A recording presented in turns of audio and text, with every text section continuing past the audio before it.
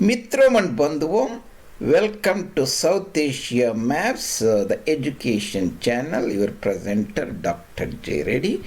And if you are new to my presentations, Mitram, and you can go, and I have more than 350 presentations made at our YouTube channel.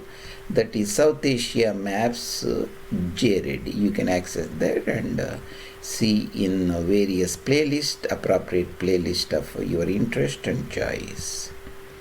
Today we are, excuse me for my allergies, talking of very important topic, Homo Colossus, what it is. And in the previous, when we started this Human Ecology series, that is Human Ecology Predicament, this is essentially this subsection related to MIC, the military industrial complexes. That means the societies enjoying the industrialization, industrialism, MIC complexes. This is the word used by excuse me, the American President Eisenhower, who was the successor of Truman, who was the successor of FDR, Federal, Franklin Delano Roosevelt, the predecessor of Kennedy, essentially 1960s or so. Who is a Homo Colossus? Previously, if you remember, we talked about Homo Colossus. Homo Colossus and difference between Homo Sapiens. The small icon, the lean and tiny and skinny, is a Homo sapiens. We said is a normal human being. This is the binomial nomenclature. Humans get two names, two Latin names or Greek names. He is a Homo Colossus. That means gigantic human being. We said at the time, based upon the status of Apollo, the Greek god in the Rhodes harbor, is a gigantic human. We call it equipped with very big tools, apparatus, essentially a resource demanding, consuming human being. That's what we discussed previously. Here I have come out with very other short phrase for Homo Colossus. If you ask what is a Homo Colossus, you can say Homo Colossus. You see here a person, our Homo Colossus. Here you see an automobile, a four-wheeler, a car. An average car, when I researched on the Google, it is 2,000 kilometers, like 2 tons. Some cars are even more, Hummer like that, 5 tons or so. We just take the low level bottom of an average car, 2 tons. Average human being 70 or 80 kilograms, you can say. Homo Colossus is a person, 80 kilogram human being driven by 2,000 kilogram automobile. Lot of people think we are driving the cars. In a sense, that's correct too, but actually the car is driving them. This is the more heavy equipment, much heavier than this 80 kilogram person. This 2,000 kilogram automobile is driving the human. In other words, like 80 kilogram human driven by 2-ton automobile is the Homo Colossus. Biologically, Homo Colossus compared with his cousin Homo sapiens is interbreeding. A species means an organism, so he can interbreed. They can make and produce the offspring. Like, take for example, all the animals different breeds like the Labradors and Pomeranians within the dog species, canines, even though their sizes and weights are different, they can interbreed, produce the offspring. Whereas the canines cannot interbreed with the felines. That is a different species. That is the definition of species. Homo Colossus, Homo sapiens are interbreeding. But this is the a type of abstract name Dr. Cotton has given. Their interbreeding is less resource consuming, is more resources consuming. A 7-legged Buddha. So this is the part 97 of Human Ecology series and Human Ecology series and part, let me see here, part 97. Yeah, part 99. Who is Homo Colossus, giant human, seven-legged Buddha? So you can go and look the rest of the series, and we have presented in our playlist Human Ecology at our YouTube channel site. So let's see some of the characters of Homo Colossus, that is 80 kilogram human being driven by 2000 kilogram automobile. He's a seven-legged booter, a seven-legger. Seven-legged boots is a type of a legendary things where if you wear it with that very big boots, within 4 or 5 strides you can cross a kilometer, or something like that in abstract way you can think about it. Homo sapiens, Homo colossus. Certain of other characters we can see about this Homo colossus is cannot easily relinquish his seven-legged boots, his high energy rich lifestyle. So this is seven-legged booters. He lives high on the food chain. If you take the food chain, the lower grains, the coarse grains, sorghums, ragi, and so on. High grains is eating the meat and all those things. So high on the food chain, the Homo colossus lives. Most of the Homo colossus live a sort of McMansions, may not be exactly high, but we are saying a sort of McMansions. These are all centrally heated homes, centrally air-conditioned homes. That is the Homo colossus. Homo colossus shops in air-conditioned shopping malls. If you go to United States or industrialized world, even like industrialized cities in India and China, you see these shopping malls air conditioned. This Homo colossus just think this is the normal. He expects this is normal and communicates like that, and anything other than that he thinks abnormal or backward, so on. Of course, if you go to Western societies, Homo colossus in this air-conditioned shopping malls are provided with very big cars. The managers of the stores know he has tons of water bottles, the Coke bottles he cannot carry. Previously, when I was living 1970s in our village in City districts, Rayalaseema, that is the remnant of former magnificent Vijayanagara Empire in Deccan, South India, Andhra Pradesh. My mother used to go to nearby town carrying a small basket and get everything that is going like 7 kilometers, coming like 7 kilometers, something like that. The whole almost a couple of hours it used to take, and that she used to consider it's normal. I used to consider it the same. But after coming here, I started thinking about, after reading Dr. Cotton's work, what is Homo colossus, start putting my knowledge into that, and got this type of inkling. So they provide the shopping carts, and he puts a lot of stuff. And also the manufacturers provided very big cars, SUVs. Suppose if it's a small car, he cannot put a lot of stuff in that, some like Hummers like that. I heard in the Gulf countries, somebody told me, even you doesn't push the cart like that.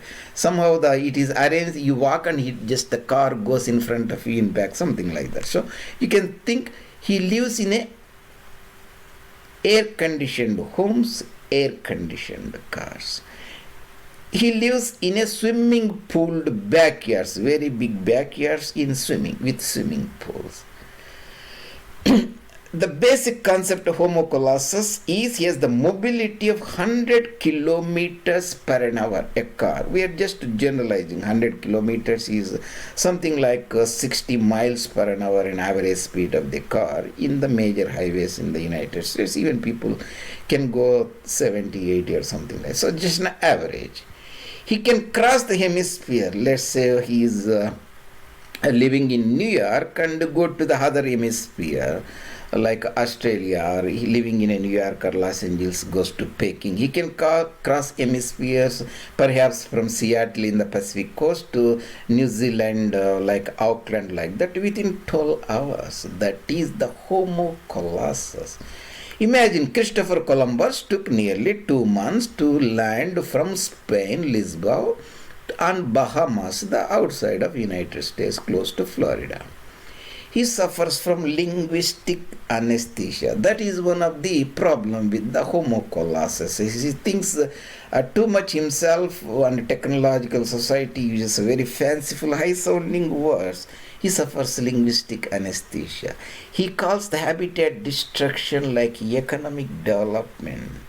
And he calls a heterotroph human being who cannot sustain himself has a big resource to do lot of things on the planet Earth is called human resources, and he like a lot of things, economic development, high development indexes, he confused himself or suffers from linguistic anesthesia, we can say.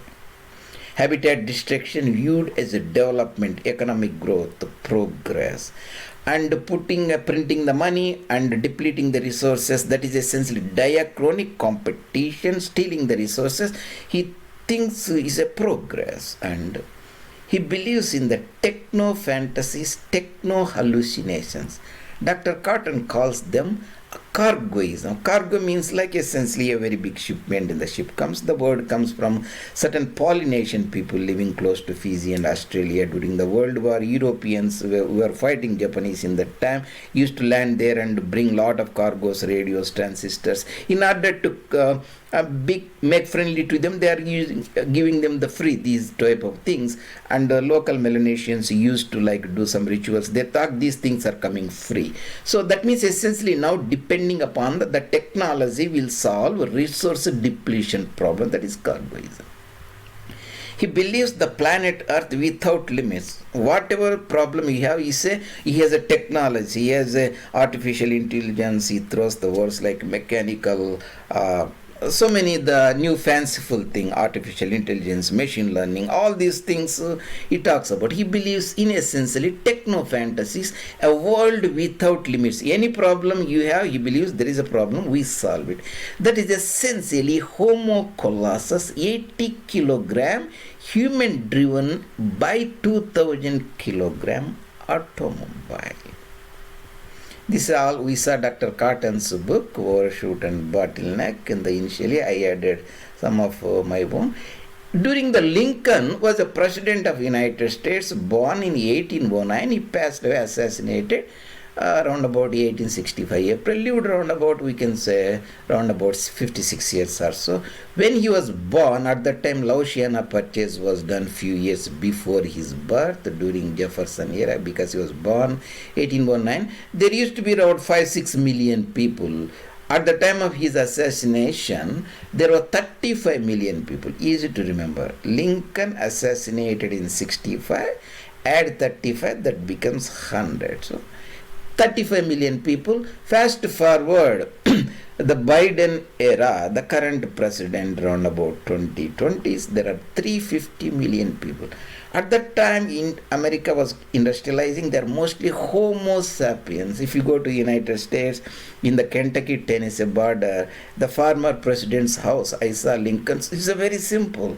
Even in our village, in 1970s, certain people, the people have 20-30 acres of land, they are considered to be rich or wealthy. They have better houses than that. That's how the president of America used to live. Today, Homo Colossus in America live a lifestyle that is much bigger, has an access to the automobiles, high mobility, that even the American president at one stage couldn't imagine. But Homo Colossus thinks he doesn't have much and he aspires more and more. That is also one aspect we can see. So living on phantom carrying capacity, these now 330 Homo Colossus, you can see the lighted in the satellite maps of how America, when you see this light, means they're consuming a lot of fossil fuels which are depleting every day very fast.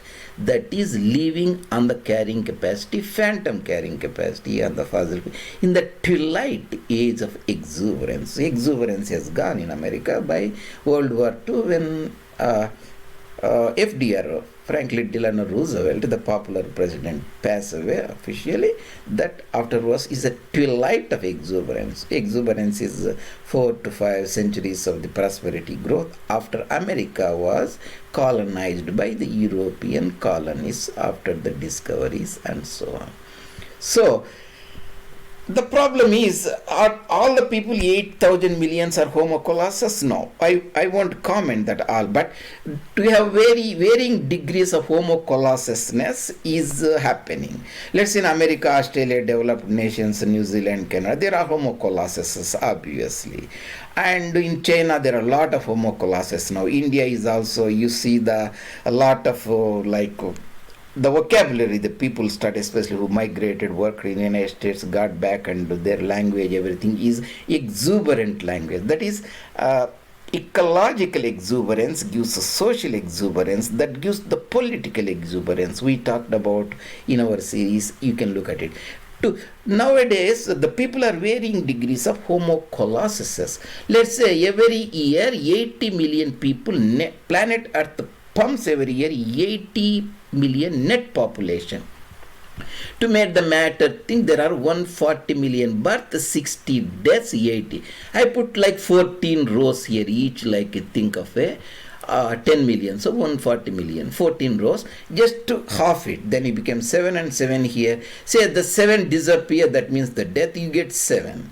Instead of that, you just make it like 8. Instead of 7, 8. So 80 million people are added to the planet Earth. That's the population of the Germany, the populous country in Europe sans Russia. That means if you don't count Russia, because the transcontinental European country, 80 million.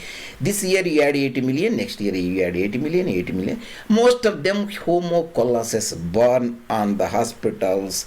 They are draped with from the day itself, lot of the shoes and all those things, the diapers. These are industrial products. All have oil base, which is depleting resource and so on. You can see Homo Colossus on the planet Earth. So that's what we talked about. What is the Homo Colossus? You can see here the births. So Homo Colossus living on the planet Earth. Homo Colossus is 80 kilogram human being driven by 2000 kilogram automobile. 7 bootlegger suffers from anesthesia. That is the problem. So now this is the ecological perspective. You may critique that, doesn't appreciate that, but that's compared to traditional cornucopian or old system, old way of looking the things, the like normal way. That's what Dr. Cotton's work comes into prominence. Very thought-provoking. A major contribution is Overshoot book, considered to be one of the most pioneering book that has written on the planet Earth. Overshoot book by Professor William Cotton Jr. The book was published in 1980. Even these concepts of the peak oil, peak food, and all those peak resources, peak population, that concept, he even doesn't use that, but basic ecological concepts he introduces and make you to think the socio-political economic events on the planet Earth in totally different ecological perspective. And the sequel bottleneck. Some of these ideas of our series are coming from that I have put most of them to bring to the audience, so that audience, English-speaking audience, will be more familiar. See you later in other presentations, Mitram and Bandhuvam. And if you take a few seconds and bring this our education channel to the notice of your friends, and you put certain comments or any suggestion, that will be really greatly appreciated. See you later, other presentations.